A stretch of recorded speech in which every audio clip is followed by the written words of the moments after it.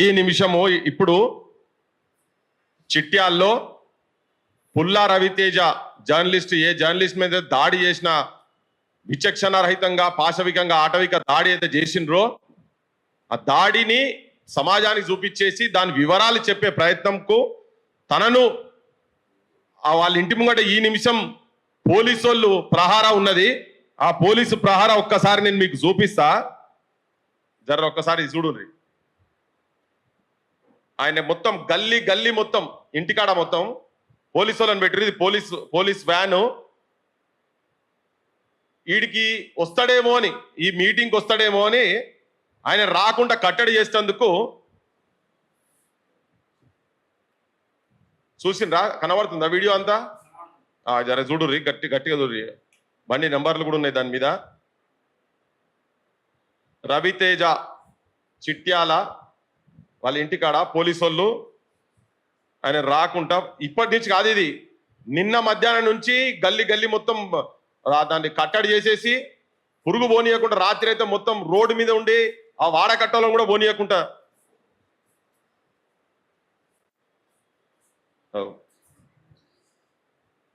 నేను ముఖ్యమంత్రిది ఇంకా అయిపోలే, ఇది ఒక్కసారి చూడండి మొత్తం.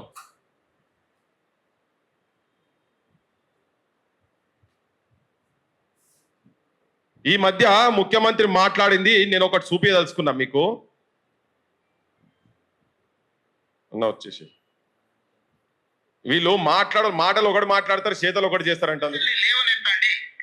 ప్రభుత్వానికి విజ్ఞప్తి చేయండి, అవసరం అనుకుంటే నిరసన తెలపండి, ధర్నా చేయండి, ప్రజా సమస్యల మీద మాకు అభ్యంతరం లేదు, మేము అనుమతులు ఇస్తున్నాము, చట్టసభలలో చర్చలు చేయండి. మళ్ళొక్కసారి జనాలు లేవనెత్తండి, ప్రభుత్వానికి విజ్ఞప్తి చేయండి, అవసరం అనుకుంటే నిరసన తెలపండి, ధర్నా చేయండి, ప్రజా సమస్యల మీద మాకు అభ్యంతరం లేదు, మేము అనుమతులు ఇస్తున్నాము, చట్టసభలలో చర్చలు చేయండి. ఈయననేమో ధర్నాలు చేయండి, చర్చలు చేయండి, మేము అనుమతులు ఇస్తున్నామని పొంకనాలు కొడుతుంటాడు ఈ ముఖ్యమంత్రి రేవంత్ రెడ్డి. కానీ యాక్చువల్గా ఏంటంటే ఈ మీటింగ్ గురించి కాదు తన ఇవాళ కొడుకు వచ్చేది. పుల్లా రవితేజ ఇవాళ నిమ్స్ లో తనకు న్యూరో సంబంధించిన సమస్య లేదా ఆ గుండా వంశీకృష్ణ అంటోళ్ళు ఏ ఎమ్మెల్యే సపోర్ట్ తోటి గండ్రా సత్యనారాయణరావు, దాంట్లో గండ్రా వెంకటరమణారెడ్డి కూడా ఉన్నాడు. ఇది కొత్త కోణం చెప్పిర్రు. అంటే ఆపోజిషన్ రూలింగ్ ఇద్దరు కలిసే ఉన్నారట ఇలా. ఈ గండ్రా సత్యనారాయణరావు పెంపుడు కుక్క అటువంటి వ్యక్తి వంశీకృష్ణ అనేటోడు మధ్యలో వీళ్ళిద్దరి మధ్యలో పోలీస్ డిపార్ట్మెంట్కి వెళ్ళి సపోర్ట్ చేస్తున్నటువంటి ఏం పేరు అయిన పేరు సంపత్ రావు ఏసీపీ సంపత్ రావు. అయ్యా డిఎస్పీ అక్క డిఎస్పీ అంటారు. ఇగో ఇవాళ జర ఒక్కసారి దీన్ని క్లోజప్ చేయండి. నిమ్స్ లో వాళ్ళు ఆ కొట్టుడుకు ఆయనకు నరాలకు కూడా ఇబ్బంది అయి ఉంటే ఇలా నిమ్స్ హాస్పిటల్లో తనకు అపాయింట్మెంట్ ఉన్నది. నిమ్స్కు పోతాము మేము అంటే కూడా ఈ మీటింగ్కి ఆడొస్తాడో అని చెప్పని ఆయన ఇంటికాడ నిన్న మధ్యాహ్నం నుంచి పోలీసులను పెట్టిరు. చూడు ఇగో ఇక్కడ నేను క్లియర్ కట్గా చూపిస్తున్నా. న్యూరాలజీ యూనిట్ 2లో అపాయింట్మెంట్ ఉన్నది తనకి. అలా పుల్లా రవీందర్ డేట్ చూడండి 24th ఆగస్ట్. ఇవాళ తనకు హాస్పిటల్ అపాయింట్మెంట్ ఉన్నది. దెబ్బలు కొడతారు మీరే. బీమారు ఉన్నోడిని మొత్తం ఇలాజ్ కాకముందే హాస్పిటల్కి వెళ్ళి డిశ్చార్జ్ చేస్తారు, వాళ్ళు వీళ్ళు వచ్చిపోతున్నారని. ఈ మీటింగ్ నువ్వేమంటావు? మీటింగ్లు పెట్టుకొని నువ్వు ఏది ఉంటా చెప్పుకోమని ముఖ్యమంత్రి చెప్తాడు. పత్రికా స్వేచ్ఛను ప్రభుత్వాలు పత్రికలు ఏం మాట్లాడినా ప్రభుత్వాలు స్వీకరించే స్థాయిలో ఉండాలని ఉప ముఖ్యమంత్రి మాట్లాడతాడు. అంటే ఇప్పుడు తనకేమో నై పుసుకున్న అంటే మీరు ఒక దిక్కు పోలీసు పాలన ఇనుప బూట్లతోటి ప్రజావాక్కులను వాస్తవాలను నిజాలను తొక్కుతున్నారు. ఒక దిక్కు డైలాగులు మాత్రం పట్టంగానే ప్రజాప్రభుత్వం అని చెప్పి మాట్లాడుతున్నారు. సమాజము చూడండి, వీళ్ళ కథ ఎట్లున్నో చూడండి. వారం దాటిపోయింది, తన మీద దాడి చేసి వారం దాటిపోయింది. సమాజానికి వాస్తవాలు చెప్పే ప్రయత్నం చేస్తుంటే ఓ మా బొటలోకి ఎన్ని ఫోన్లు అనుకుంటున్నారు నిన్నటి నుండి సోపతులతోని. ఇక అయిపోయింది కదా మరి అయిపోయినాక నీకు అంత ధైర్యం ఉంటే ఎందుకు ఆయన నిన్న మధ్యాహ్నం నుంచి ఇంట్లో ఎందుకు కట్టడి చేసి పెట్టిర్రు? నేను ఈ ఒక్క అంశం మాట్లాడేందుకే నేను మైక్ తీసుకున్నా, ప్రజలకు తెలవాలని. నేను మిగతా విషయాలన్నీ మళ్ళా మాట్లాడతా నేను. కానీ జనాలకు చెప్పేది ఏంటంటే ఈ రాజకీయ నాయకులను ఎవరిని కూడా నమ్మే పరిస్థితి లేదు. ఒక కటిక పేదరికంలో ఉన్నటువంటి 20-25 సంవత్సరాల నుంచి జర్నలిజం చేస్తున్నటువంటి పుల్లా రవితేజ ఇంటికి నేను, రఘు, సీను మా టీం అంతా పోయాడ చూసిన తర్వాత, ఆయన ఆర్థిక పరిస్థితి చూసిన తర్వాత చలించి ఆయనను ఎంత ఘోరంగా కులం పేరు పెట్టి నేను బహిరంగ చెప్పదలుచుకున్నాను నేను. ఎందుకంటే సమాజం కూడా వినాలి. ఇంకెంతమంది ఆడోళ్ళు, ఎంతమంది కింది కులాలోళ్ళు ఆ మాటలు వినాలని. మాదిగా లంజా కొడుక అని చెప్పని మాట్లాడతాడు, అనుకుంటా కొడతారు. మీరారా మా మీద వార్తలు రాసేది అని. ఒక పేదోనికి సంబంధించినటువంటి భూమికి సంబంధించినటువంటి వాస్తవాన్ని ప్రజలకు చెప్పే ప్రయత్నం చేస్తే దాని మీద మీరు ఎందుకంటే ముగ్గురు వాళ్ళే ఉన్నారు ఇక్కడ. ఏంది, ఒక మాదిగ జాతిలో పుడితే జర్నలిస్టు కూడా జర్నలిస్ట్ కాదుగా. మాదిగోడు, మాదిగ ఆయన ఫస్ట్ మీ దృష్టిలో మాదిగోడు కొడతారు. 3 రోజుల వరకు 4 రోజుల వరకు ఎవరు దాని దిక్కు కూడా పోరు. మాకు కూడా చెప్పిండ్రు, మాకు కూడా 1-2 రోజులు ఆలస్యమైంది ఇక్కడ ఉన్న పరిస్థితులు చూసుకొని. ఎవరన్నా పోయి ఆడ మాట్లాడతారా, బహిరంగం చేస్తారా అని చూసినాం. తర్వాత పోయినాం మేము ఆడికి. పోయిన తర్వాత రగుండి జర్రా నువ్వు లేచి కూర్చోగలుగుతావా అంటే అట్లా రెక్కలు ఇట్లా పట్టుకొని ఇట్లా అంటే ఒక్కసారి కలుక్కుమని కళ్ళకి నీళ్ళు వచ్చినాయి. అది చూసినాక అనిపించింది. నిన్నోడు ఫోన్ చేసి నాకు అంటాడు, రఘు ఆయన గురించి మీరు గట్టి ఎట్లా పోతారు పోయి,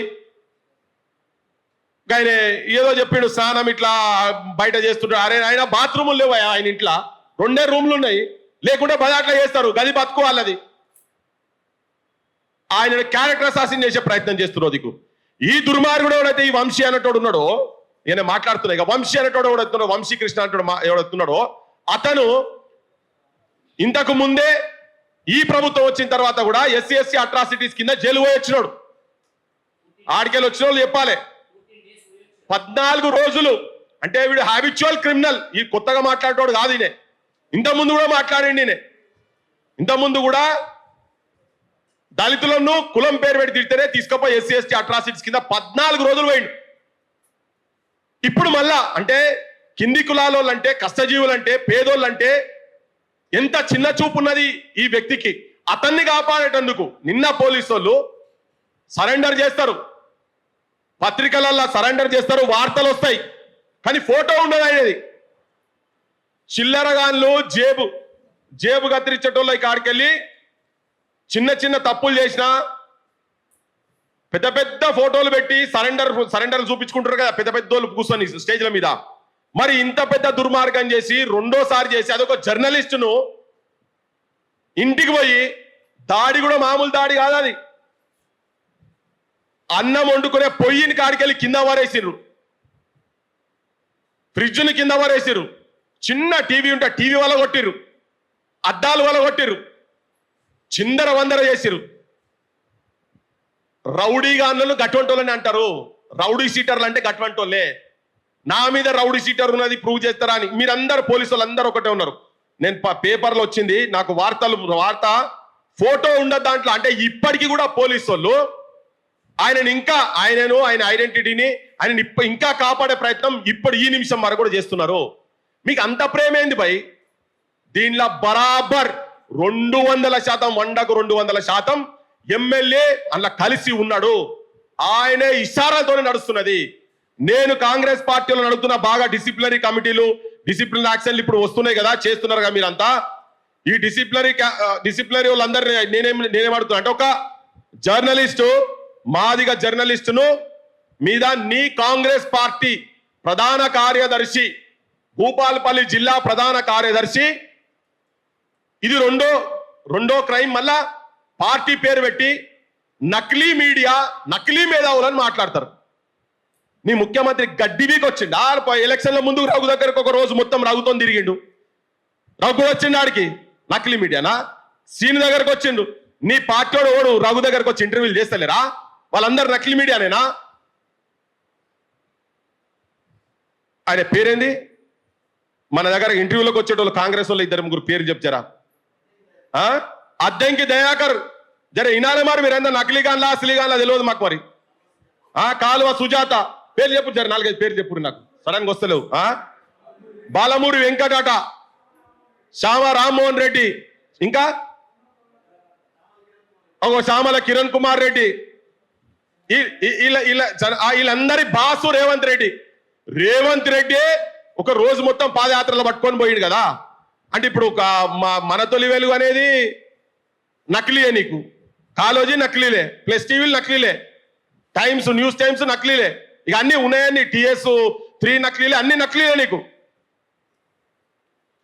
అందుకే ఇవన్నీ చూపియాలనే, ఇవన్నీ జనానికి తెలవాలనే.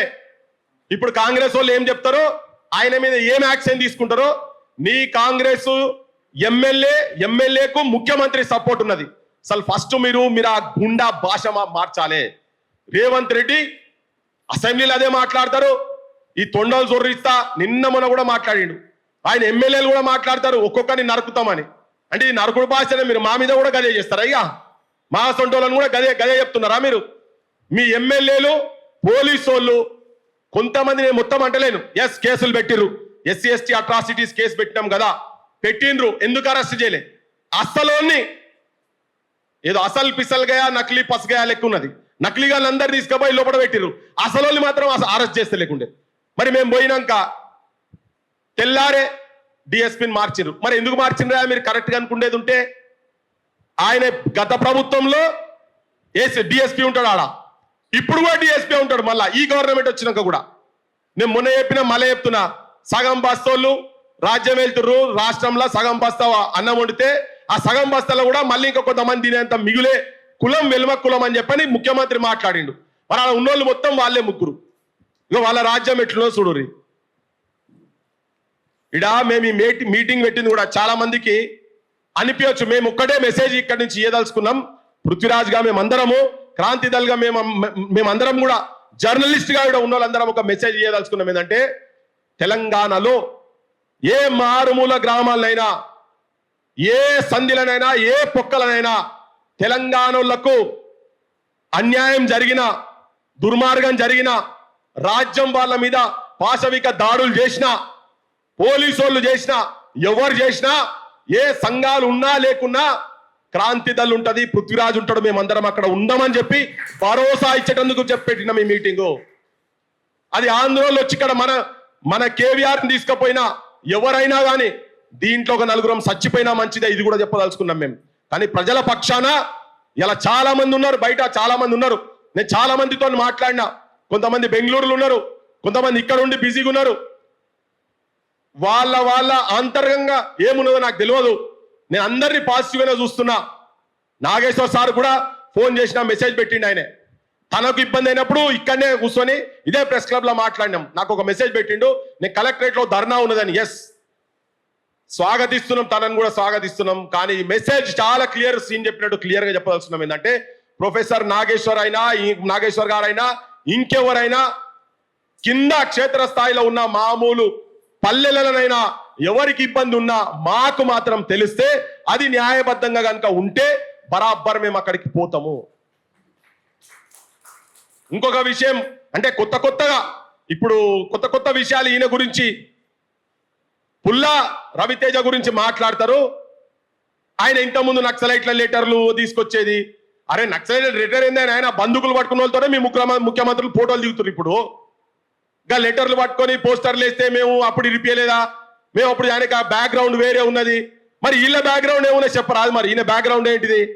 ఈయన కబ్జా కోరని చెప్తున్నారు. డైరెక్ట్ కేసు అవుతున్నది కదా, 14 రోజులు SC ST అట్రాసిటీస్ కింద నువ్వు పోయి ఉన్నావు. నీ కాంగ్రెస్ పార్టీలో మరి అసలీ కాంగ్రెసా నకిలీ కాంగ్రెసా మాకు ఎరకలేదు.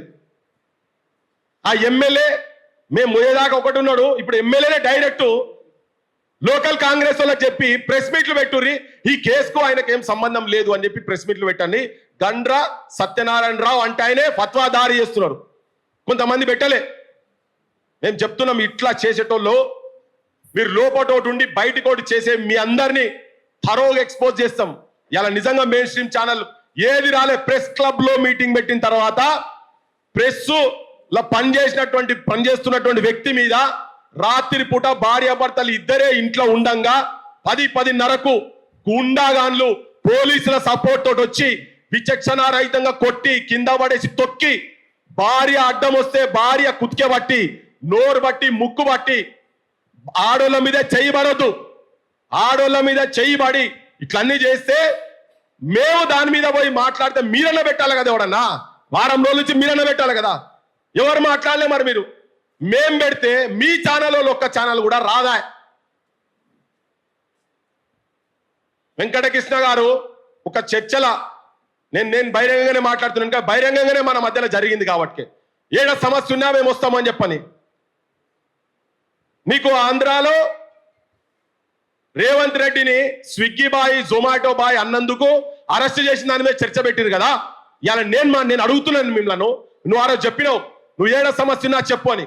నేను నిన్న నీకు మెసేజ్ పెడదామనుకున్నా మీకు, కానీ ప్రెస్ క్లబ్ నుంచి మీకు ఇన్విటేషన్ పోతుంది కదా. కనీసం ప్రెస్ క్లబ్ లో జరుగుతున్న దానికన్నా ఒక పాత్రికేయుని మీద మన జిల్లా, నీది నాది ఒకటే జిల్లా, జిల్లాలో పక్క పక్కకే ఉంటాయి అవి. మొలుగు దాటితే మీ ఊరు, మొలుగు ఇటు పక్కకు. ఇప్పుడు ఈ చిట్యాల ఇన్సిడెంట్ జరిగింది కదా, వారం రోజులల్లా 24 గంటలు 7 సార్లు 24 గంటలు ఇన్ని అయినాయి కదా. ఒక్క 24 సెకండ్లు మీ ఛానల్లా ఈ పాత్రికేయుని మీద దాడి గురించి చూపించిండ్రా? SC ST అట్రాసిటీస్ కేసు అయింది, నిందితుడిని అరెస్ట్ చేస్తలేరు, అరెస్ట్ చేసిన తర్వాత నన్ను చూపించిండ్రా? బాధితుడి ఒక విజువల్ అన్న వచ్చిందా? నాకు తెలియక అడుగుతున్నా, వచ్చిందా? ABN ఆంధ్రజ్యోతిలో వచ్చిందా? నేను ABN ఎందుకు అంటున్నా అంటే, నేను మీతో సుపరిచితం ఉన్నది కాబట్టి ఆ రోజు అన్నావు, నువ్వు ప్రామిస్ చేసినావు, మీరు చెప్పండి మేము రాకపోతే చూడండి అని చెప్పని. మరి 1 వీక్ అవుతుంది, ABN లో ఎందుకు రాలే వార్త? వాని జర్నలిస్ట్ కాదా? ఆయనకు అక్రిడిషన్ కూడా ఉన్నది కదా. ఒక మామూలు వార్త, సామాన్యమైన వ్యక్తి మీద దాడి జరిగినా చూపియాలి. అటువంటిది 23-24 సంవత్సరాలు జర్నలిజంలో ఉండుకుంటూ ఏదో మారుమూల పల్లెలల్లా వాళ్ళ సమస్యలను వాళ్ళ లోకల్ ఛానల్స్ ను పైదాకానో పంపించేటువంటి వ్యక్తి తన ఐజేయు 3 మండలాల బాధ్యుడట. తన ఐజోలందరూ కూడా మాట్లాడారు. ఇంత ఉన్నాక, జర్నలిజం బ్యాక్గ్రౌండ్ ఉన్నాక గా వార్త కూడా మీకు వార్త కాకపోతే మాకు అర్థమైతలేదు. అందుకనే చెప్పిన, ఆ రోజే చెప్పిన నేను, మీరు చూపించకపోతే అసలు మీడియా ఎవరైతే జనం తరఫుకెళ్ళి జనం సమస్యలు వాస్తవాలు చూపిస్తారో జనం అవే చూస్తారు. అదే జరుగుతున్నది ఇలా. సోషల్ మీడియా ఎందుకు కింది దాకా పర్కులేట్ అయిపోతున్నది? మా లోపల ఏ శక్తి ఉన్నది? నేనైనా, రగైనా, సీనైనా మేము పోయాడికి పోయిన తర్వాత ఎందుకు 2 రోజులల్లా యాక్షన్ అయింది, అరెస్ట్ అయిండు. ఇంకొక ఆయన లేకుంటే వారం రోజులు అవుతుంది. సూపీరి యాడున్నాడో? టెక్నాలజీ పెరిగింది కదా, ఎక్కడున్నాడో చూపి, ఏ ఫంక్షన్ లో ఉన్నాడో చూపి. వేరే ఫంక్షన్ లో ఉన్నాడు ఆయన అని చెప్తున్నట పోలీసు వాళ్ళు. చూపివయా, చూపిస్తే మేము మాట్లాడాం కదా. చూపి, వాళ్ళు బాధితులు చెప్తున్నారు, తన్నులు తిన్నోళ్ళు చెప్తున్నారు ఆయన ఉన్నాడా అని చెప్తున్నారు. మరి అది చూపిస్తే ఆయన అరెస్ట్ చేయాల్సిన అవసరం కూడా లేదు కదా. అంటే కేసులను తప్పుదారి పట్టించి అబద్ధాలమయం చేయకండి అని చెప్పదలుచుకున్నా. మా బట్టి విక్రమార్క గారు చెప్తారు, నిన్న ఉప ముఖ్యమంత్రి గారు వర్డ్ టు వర్డ్ చెప్పాలని పెట్టుకున్నా, పాలకులను నిలదీసే పత్రికా స్వేచ్ఛకు స్వాగతం. పాలకులను నిలదీసే పత్రికా స్వేచ్ఛకు స్వాగతం. నిన్న కాంక్లేవ్ అయింది కదా, నిన్న మొన్న ఇక్కడ కాంక్లేవ్లు వచ్చి ఎన్ రాము పెద్ద ముంగట మాట్లాడిండ్రు. అన్నా మంచిదే, చాలా మంచి ఉద్దేశం ఇది, కానీ ఆచరణలో ఉన్నదా లేదా అనేది. విమర్శలను స్వీకరించే ధైర్యం ప్రభుత్వాలకు ఉండాలి. మరి నీ ప్రభుత్వానికి ఉందా? నిజాన్ని మాట్లాడుతున్నాం. హాస్పిటల్ అపాయింట్మెంట్ ఉన్నదంటే కూడా ఒక పాత్రికేయుణ్ణి తన మీద దాడి జరిగి అవమానంగా ఉండి సచ్చటట్టు కొట్టిన తర్వాత తనను వాయిస్ ఇక్కడ తీసుకొచ్చి ఆ నిమ్స్ అపాయింట్మెంట్ అవసరమైతే ఇక్కడ తీసుకొస్తాం కావచ్చు. మరి నిన్నగాక మొన్న మాట్లాడితే దేశం మొత్తం బెంగళూరు వాళ్ళు, ఆ తర్వాత మన ఒరిస్సా వాళ్ళు, మైసూరు వాళ్ళు, బెంగాల్ వాళ్ళు అందరూ వస్తే వాళ్ళ ముంగట బడే మాటలు మాట్లాడినాం. మరి ఉపన్యాసాలు అయితే ఇచ్చారు కదా. అయితే తెలంగాణలో చాలా అద్భుతంగా నడుస్తున్నది రాజ్యము. ఈడ మేము ప్రజల పక్షాన ఉన్న ప్రజాపాలన అని చెప్పేటందుక మరి ఎందుకు రానియలేదు? ఇలా నీ పోలీసు వాళ్ళని ఎందుకు పహారా పెట్టిందాడా? ముఖ్యమంత్రి లేనప్పుడు ఉప ముఖ్యమంత్రి ఆయన ఇలా పొద్దుగా దిగిండో హీరో సార్ టీషర్ట్లు బీషర్ట్లు వేసుకొని ₹1,00,000 టీషర్ట్లు ₹1,00,000 బూట్లు వేసుకొని దిగిండు కదా పెద్ద మనిషి. బాధితులను వాళ్ళను అవమానపరిచే విధంగా, వాళ్ళ క్యారెక్టర్ అసాసినం చేసే విధంగా నీ పోలీస్ వ్యవస్థ పనిచేస్తున్నది. ఒక్క సెకండ్ కూడా అక్కడున్న సంపత్రావు అనే ఏసీపీకి ఆ కుర్చీల మీద కూర్చునే అర్హత లేదు. నేను 50 మంది తెలంగాణ ప్రజలకు, ముఖ్యంగా భూపాల్పల్లి ప్రజలకు చెప్పదలుచుకునేది ఏంటంటే, ఆడ ఆపోజిషన్ ఫెయిల్ అయింది, అధికార పక్షం ఆపోజిషన్ ఇద్దరు ఒకటే. ఆయన ఉన్నప్పుడు ఇట్లే జరిగింది, ఈయన ఉన్నప్పుడు అట్లే జరుగుతున్నది. వీళ్ళిద్దరూ ప్రజాకంటకులు, భూ కబ్జాదారులకు, కులాల పేర్లు పెట్టి తిట్టేటువంటి వ్యక్తులకు వాళ్ళు అడ్డాగా తయారై కూర్చున్నారు. మేము చెప్పినాం ఎమ్మెల్యే ఇంట్లోనే ఉన్నాడు అని చెప్పినాం. బరాబర్ ఎమ్మెల్యే దగ్గర ఉన్నాడు కాబట్టినే ఇవాళ మేము ఆడి పోయి వచ్చినాక కొన్ని గంటల లోపలనే తీసుకొచ్చి అరెస్ట్ చేసిర్రు. పోలీస్ వ్యవస్థకు అరే డీజీపీకి తెలిస్తే ఇబ్బంది అవుతుంది, డీజీపీ తెలియాలి, ఎందుకు తెలియదు మరి? ఇప్పుడు నిన్నటాక నాకు అనిపించలే, సరే చూద్దాం ఇది జనానికైతే తీసుకుపోయి వదిలేద్దామని అని అనిపించింది. ఇప్పుడు ఇవన్నీ చూసినాక ఫోన్లు చేసి మా మీద కూడా ఇన్ఫ్లుయెన్స్ చేయదలుచుకుంటే నేనే చెప్పిన ముఖ్యమంత్రికే ఈనాడు ఆయనే గివిల్లకేందని. ఇడ ఎవరు వచ్చినా ఎవరు రాకున్నా ఎవరున్నా ఎవరు లేకున్నా ప్రజల గురించి మాట్లాడేటువంటి వాళ్ళం ఇంకా కొంతమంది బతుకున్నామని చెప్పేటందుకు చెప్పదలుచుకున్నా. తెలంగాణ భూమిపుత్రులం బతుకున్నాం. ఇక్కడ ఒక మామూలు విషయం కాదు. పెద్ద పెద్ద ఛానళ్లు పెట్టి వాళ్ళ ముంగట చిన్న చిన్న ఛానళ్లు ప్రజలు కాపాడుకుంటున్నటువంటి మన తొలి వెలుగు, కాలోజీస్ వంటి ఛానల్ కావచ్చు. ఇలా కాలోజీ సీన్ ఎక్కడోడు మీ భూపాలపల్లి బిడ్డ హైదరాబాద్లో వచ్చి ఇక్కడ కూర్చొని ఇక్కడనే నాయకులతో వాడి పోలే. నా భూపాలపల్లిలో ఏమైతుందని ఆ భూపాలపల్లిలో ఒక దళిత బిడ్డకు, దళిత జర్నలిస్టుకు దాడి జరిగిందని చెప్పి 2 రోజులు ఇక్కడ మేము మాట్లాడుకొని ఆడికొచ్చినాం.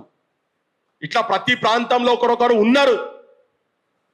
ఇటువంటి వాళ్ళు కావాలి నిజమైన భూమి బిడ్డలు. ఇటువంటి వాళ్ళు కాలోజీ సీను, దాసరి సీన్ అసొంటోళ్ళు భూపాలపల్లిలో ఇంకా బతుకున్నారు. మీ ఆగడాలు, మీరు చేసేటువంటి దుర్మార్గాలు, మీరు చేసేటువంటి రాజకీయాలు, చెత్త రాజకీయాలు, మీ మాఫియా గుండా రాజకీయాలను ఎండగట్టేటోళ్ళం ఇక్కడ బతుకున్నాం. ఈ ఛానళ్ళు జనానికి చూపించేటి ప్రజలు బతికించుకోవాల్సిన అవసరం ఉన్నదని చెప్పి నేను జనానికి చెప్పదలుచుకున్నా. చాలా క్లియర్ కట్ గా ఏ సంఘంతో మాకేం పంచాయతీ లేదు, ఏం లేదు, ఎవరితో పంచాయతీ లేదు. వాస్తవాలు మాత్రం చెప్తాం. అది ఎవరన్నా ఉండని, ముంగట ఇంకెవరన్నా ఉండని, యాడ ఉన్నా కానీ ఇప్పటికి చెప్తున్నాం. ఇవాళ ఇంత జరిగి జనానికి ఇంత తెలిసిన తర్వాత కూడా పోలీసు వాళ్ళు వాళ్ళ ఇళ్ల ముంగడ పోయి కూర్చున్నారు కదా. ఇది పోలీసు పాలన అంటమా ప్రజాపాలన అంటమా అని ప్రజలు తెలుసుకోవాలి.